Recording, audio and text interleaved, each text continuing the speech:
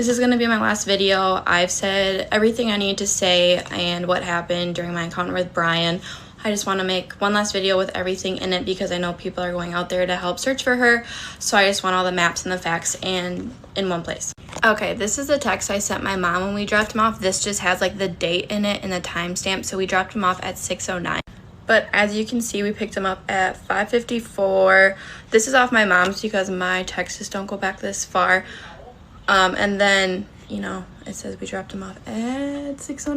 So this is where we picked him up. We picked him up in Coulter Bay and we dropped him off by this dam. He was hitchhiking. There was no van. Gabby was not with him.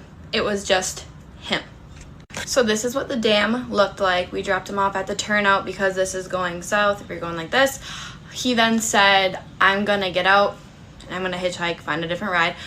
He said he was gonna go across to the parking lot over here, which was filled with a bunch of people. Again, this is on August 29th at 6:09.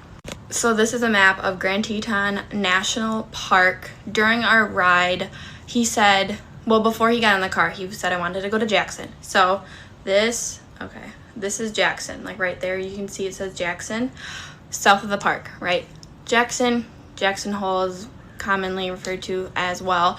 So I said, you know what? We're going to Jackson. Hop in. You know, he was very nice.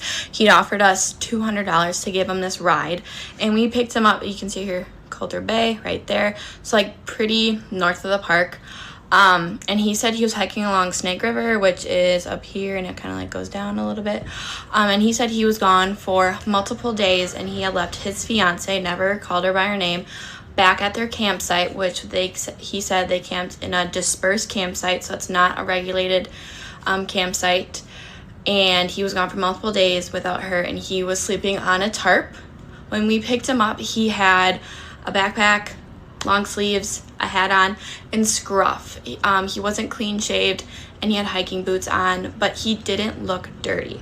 The only thing dirty about him were his shoes. And he was very nice during the trip, you know, very calm. We were making small talk. He was agitated when I said Jackson Hole, okay?